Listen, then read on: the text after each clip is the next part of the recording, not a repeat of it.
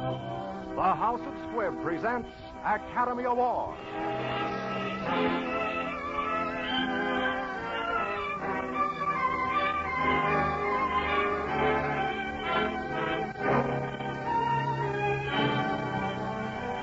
Every week, Squibb brings you Hollywood's finest.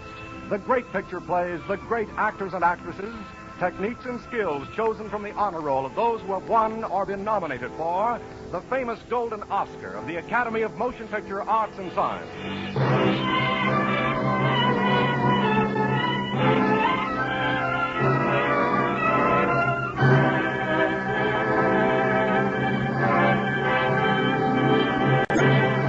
And now, E.R. Squibb & Sons, manufacturing chemist to the medical profession since 1858, bring you the dramatic picture, The Keys of the Kingdom, which was nominated in 5 different classifications for the 1945 Academy Award.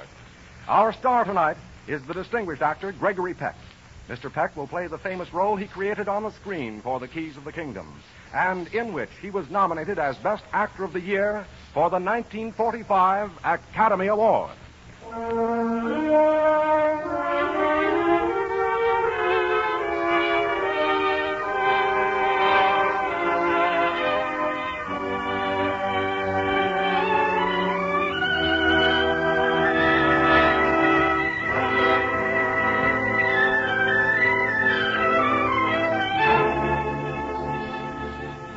This is the story of a man who served God in the way in which God wishes to be served, with humility.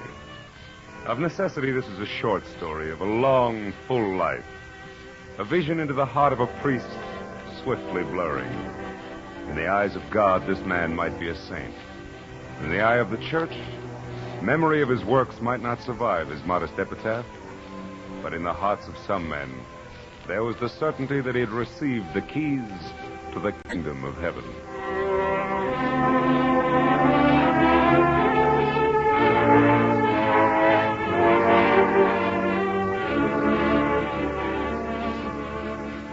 On a September evening in 1938, old Father Francis Chisholm welcomed a guest to the parish house of his little church near Tweedside in Scotland. This guest was Monsignor Sleep, and his visit was occasioned by church business to investigate certain odd irregularities in the administration of Father Chisholm's parish. To the Monsignor, it was a foregone conclusion that this old priest would be removed. Well, Father Chisholm, naturally I don't presume to be your judge. I can only submit my findings to His Grace the Bishop for his consideration in reaching a final decision. And now, if you don't mind, I will go to my room. I shall be leaving the first thing tomorrow morning, and I have still some work to do. Would you be good enough to remind Angus, I mean His Grace, in your report that we were boys together? The bishop has not forgotten that, Father. He spoke of it only last week. Well, mention it to him again, will you? Of course. I shouldn't like to leave here if it could be helped. Naturally. Good night, Father. This is my native parish, you know. Good night.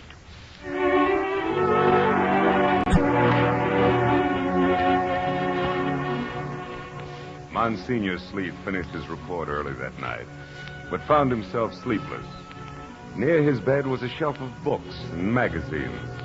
To relax, he sought to read, and idly, his hand found a worn leather notebook, a journal of the years of Father Chisholm. Sleep forgotten, he read on through the night.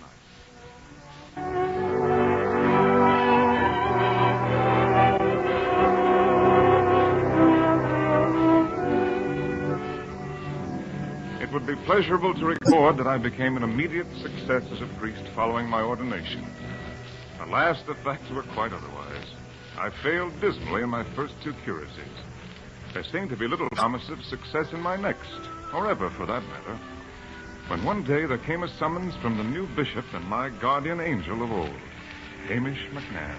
Francis, to me you've never been a failure, and I think you never will be. Oh, thank you, sir. But don't ask me why. I'm sure I couldn't say. But I haven't been able to take my eyes off you. And I can't help thinking that you're in the church. Not by chance, but for a reason. I don't want you ever to change. You understand, of course. that I say these nice things to you because I want you to do something for me. Well, you've made it impossible for me to say anything but yes, your lordship. Francis, the Society for the Propagation of the Faith has asked me to supply a volunteer missionary for China. China? Will you go? Why, I'll be happy to go, your lordship. I knew you would. And you'll be a credit to both of us. Come to see me again before you leave. We'll pray for you. Oh, wait. It's still raining. Here, take my precious umbrella. Take this with you, lad. It's a good thing to have. You never know when it's going to rain.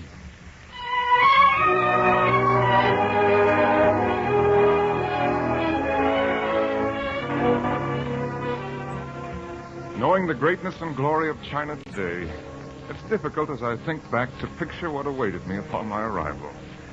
After 10 days and 10 nights up the Tawang River in the province of Chekau, 1,000 miles from the sea, I found my mission, the blackened, ruined foundations. There were no converts, nothing but filth, starvation, and enmity. But in time, word of my presence spread, and from the hills came a few of the old converts to help me. Of these, one was a young Chinese boy who walked 18 miles to join me and help me rebuild the mission. His name was Joseph. He was a gift from God, a pillar of strength on whom I leaned. One day I heard his cart and then his cries for me to come out. Father Chisholm! Father Chisholm, it's for you! It's for you! It arrived on the boat. What is it, Joseph? Medicine. Medicine? Here, let me see what's in that crate. Gauze bandages. Iodine. Castor oil. Is it to rub on, Father? Oh, no, it's to drink. Look at this, a leather case of surgical instruments. Joseph, put that down. Don't drink that castor oil. Not bad. Have some, Father? No, thank you. No, I'm not thirsty. All these wonderful things. Such a treasure. Surely, Father, an angel in heaven must have sent it. That's just what I was thinking, Joseph. Here's a letter. Your Holiness, it's amazing how religious you can make a man feel by fixing his bellyache. I'm sending you all of my secrets in a book of instructions. Cure what you can and kill what you can't. Signed, Willie Tulloch, M.D. and Heathen. P.S. For practicing without a license, I shall, of course, report you to the British Medical Society, the Pope, and my Chinese laundryman, Willie. Father Chisholm, look. We are indeed blessed. The servant of the Mandarin. Please pardon my intrusion. I am here at the bidding of my cousin, the Mandarin, Mr. Chia. You will recall him? Yes, I met him on my arrival. I am to ask whether you will accompany me to his house. And may I ask why? His only son, Chia, you lie sick unto death. My cousin asks that you bring with you all your remedies. Well, you must understand that I'm not a trained physician. I treat only the most simple disturbances. You said that you came here to do good. Your blessings are for all alike. My cousin asks only that you bring whatever blessings and do whatever good you can. Very well, I'll go with you.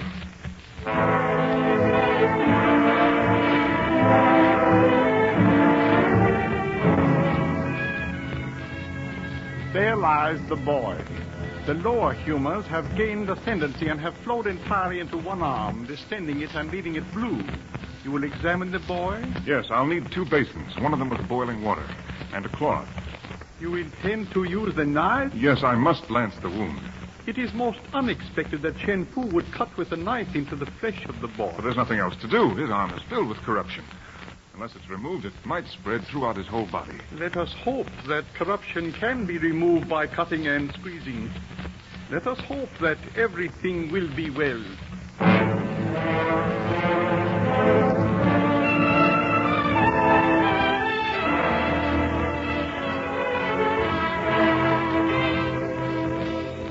Father, we are honored this afternoon. Look, it is Mr. Chia, the Mandarin. Well, bid him welcome. Chen Fu? I have come. Mr. Chia, please, sit down. Thank you. To speak of first things first, my only son, whose life you saved, is well. He is able to run with his friends. I'm very happy to hear that. I am sorry I have not come to you before, but now I am here. Oh, why are you here, Mr. Chia? Naturally, to become a Christian. Have you come to believe in Christianity. In time, I will no doubt accustom myself to it. You have done the greatest good for me. I must do now the greatest good for you. If I become a Christian, all the province will follow my example. I'm sorry. I'm sure you mean well, but you would not be doing good for me, Mr. Chia. You do not believe, nor do you desire to believe. My acceptance of you would be a forgery for God. Do you mean you reject me? I mean precisely that.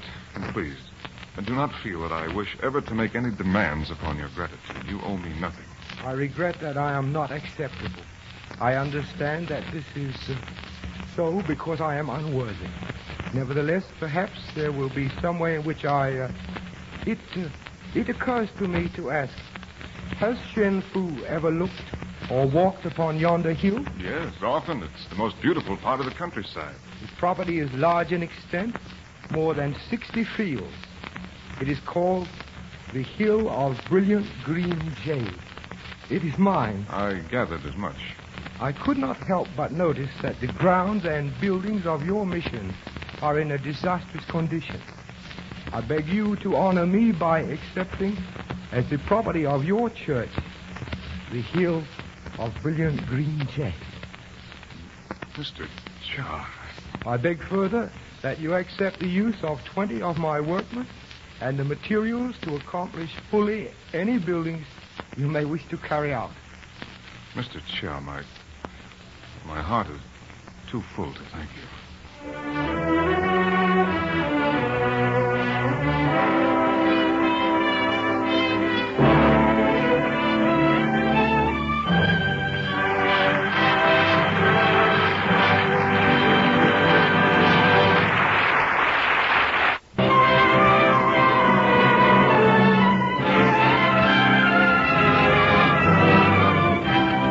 And now the House of Squibb presents Part 2 of Academy Award, starring Gregory Peck in The Keys of the Kingdom.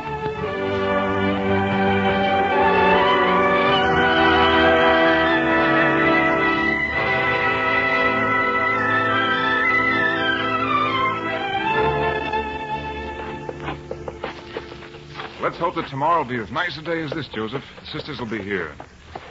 Selfishly, I imagine that in the years I've been away, I've come to long for the companionship of someone from home. You know, their private terrace needs another batch of bricks. Father can be proud of his workmanship. We can all be proud. This is the work of all of us. This is where the children will learn. Here is the heart of our future. For the future belongs to the children, and our children will belong to God. I shall want the children dressed in their finest and ready at 7 in the morning. We must... Joseph! Father, the sisters have come by themselves. Well, Father, they might have proposed some welcome at the end of 6,000 miles of travel. Well, please understand, the letter from Monsignor Mealy, said distinctly that you were to arrive on the 19th. That's tomorrow. Will Father have us shown to our quarters? My two companions are sadly in need of rest. But, sister... Yes, certainly. If you'll follow me, please. Reverend Mother, I'd planned, I thought perhaps we could all dine together tonight, by way of a special occasion. Thank you, but I think not. If we could be spared some milk and fruit after we have rested properly, we shall be fit for work tomorrow. Good afternoon, Father.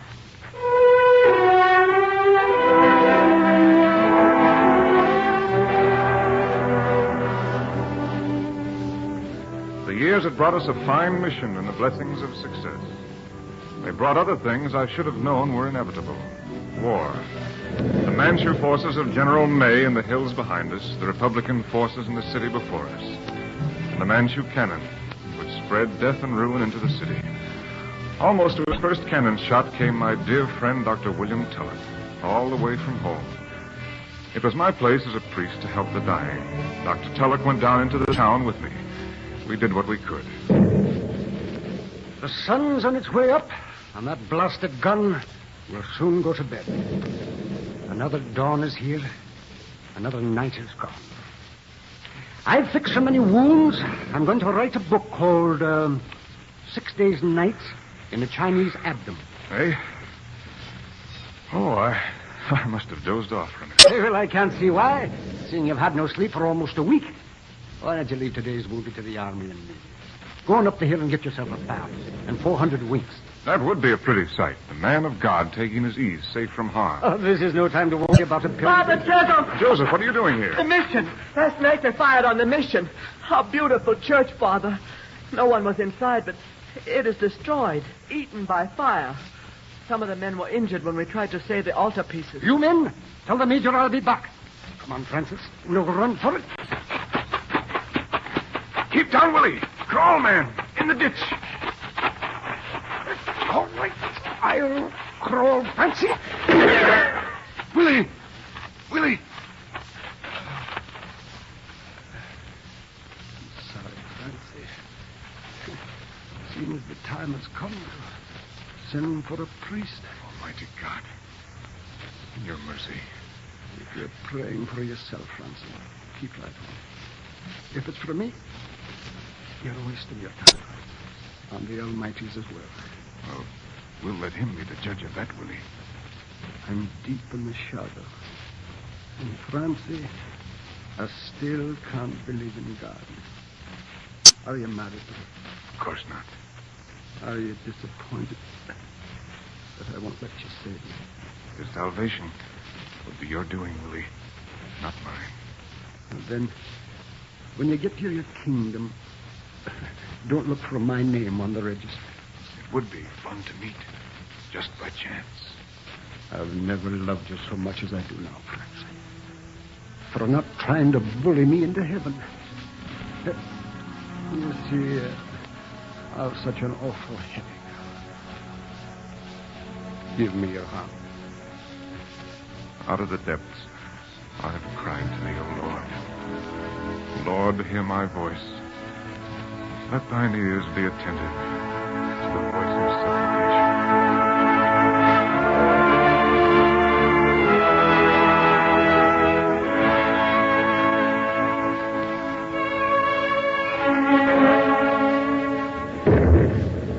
If I could get near the gun, Shen Fu, I would demolish it. But I cannot. There is a way to get near it. You, Major Shen, and soldiers of your Republican army. I've been ordered to bring food and money to the captain in command of the gun tonight, before midnight. Then, my friend, I must regard you as an undeserved gift from heaven.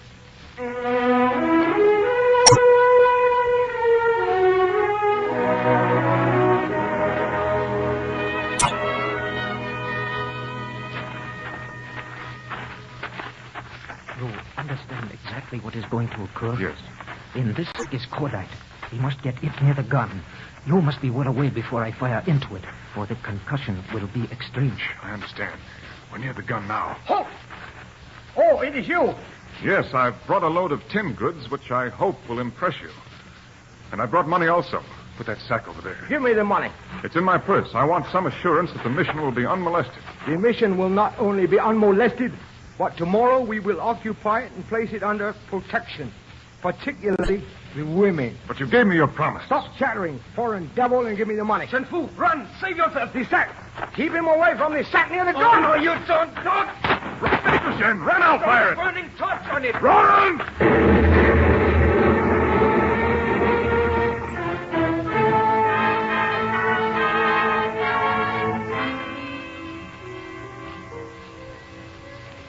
Am I at the mission? Yes, Father. And the gun? Finished? Yes, Father. It is finished. We are all well and safe.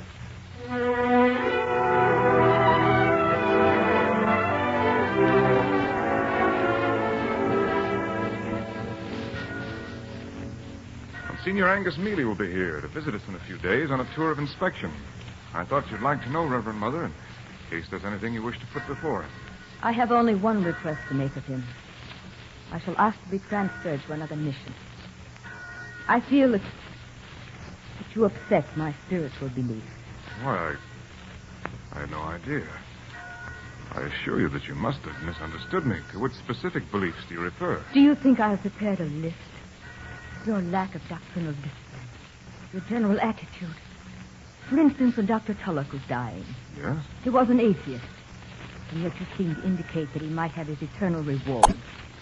he who didn't believe. How could he believe? He never knew God. How could he reject a God he never knew? He was not even a Christian. And how do you define a Christian? One who goes to church one day of 7 and prays to be forgiven his sins of the other 6. God judges us not only by what we believe, but also by what we do. Willie Tulloch died as he lived all the days of his life, fighting the pain and suffering of other men. He was a fine and a sacrificing man. But still, I cannot condone his denial. Well, let's not make his memory the occasion of a quarrel. I wanted you to be happy here. I'd looked forward to your coming. But I imagine I am difficult to like. My ways may be a bit odd. You've worked so magnificently. The children love you. The mission will suffer terribly when you go, Reverend Mother. Good night.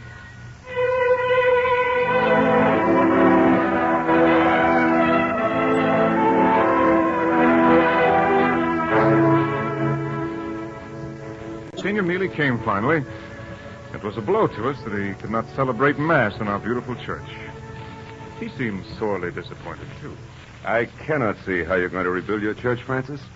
The society cannot let you have the money. I haven't asked for it. If only you'd been more successful with some of the better class Chinese, the rich merchants. If only your friend Mr. Chia had seen the light. Well, he hasn't seen it, and he's given most generously. I shall not take another penny from him. Of course, that's your affair. I must tell you frankly that on our chart, I'm sorry to say, your convert rate is the lowest. Well, I suppose missionaries differ in their individual capabilities. Oh, surely no one doubts your capabilities, Francis. It's in the way you do things. Living personally in such poor style. Eating in the kitchen and all that. You ought to impress the natives, make more of a show. The Chinese hate that kind of ostentation. And priests who practice it are regarded as dishonorable. Oh, you refer to their own low heathen priests, I presume. Heathens are not always low, just as Christians are not always high. Many of their priests are good and noble men. Have it your own way, then. Good night, Reverend Mother. Good night, Francis. Father Chisholm, I must tell you something. And it isn't easy for me. I want you to know that I'm most bitterly sorry for my conduct. Believe me, no apology was ever more abject than mine. Nor has anyone been less worthy of forgiveness. You needn't. Please. Easier for me to speak now. How strange at this moment of my greatest humiliation should bring with it the only peace I've ever really known. Tonight I intended to ask Monsignor Mealy to send me away. As I sat in this kitchen, as I heard him humiliate you and slight you, as I felt the magnificence of your faith and the courage in your heart, as I saw you reflect the worldliness of this priest who was unfit to tie your shoes. Have pity, Father. Forgive me. Pity me. Well, there's nothing for which I have to forgive you. I'm glad you no longer dislike me. You know, we're both children to God. And with his help, we'll work and mature.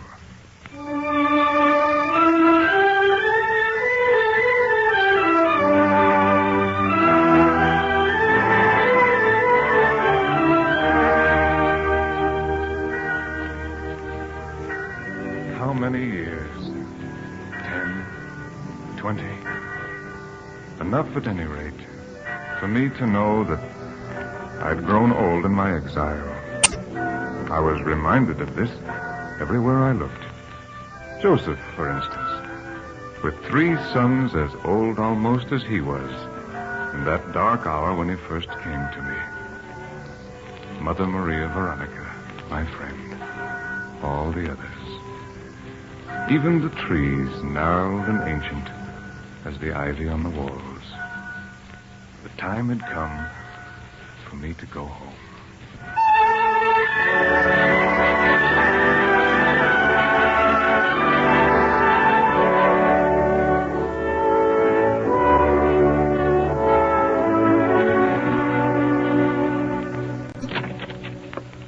Good morning, Father. Good morning, Monsignor. I hope you slept well. As a matter of fact, I didn't sleep at all. Your journal was on the bookshelf by my bed, and I must confess that I spent the night in reading it. I hope you don't mind. Oh, not at all. If anything, I would have imagined that memories of a life as ineffectual as mine would guarantee sleep. Ineffectual? It is an honor to know you, Father. Goodbye, Monsignor. You won't forget to mention to Angus, I mean to his grace. There is nothing I will say to the bishop that will in any way alter your position here or your hopes for the future. Why, thank you. Thank you, Father Chisholm.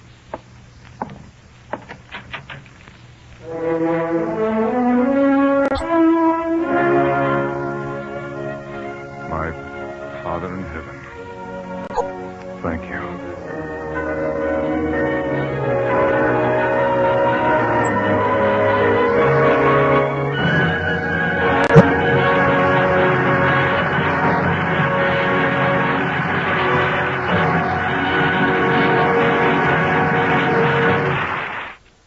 Next Wednesday, another great picture. The House of Squibb will present Academy Award starring Jimmy Stewart in One Sunday Afternoon.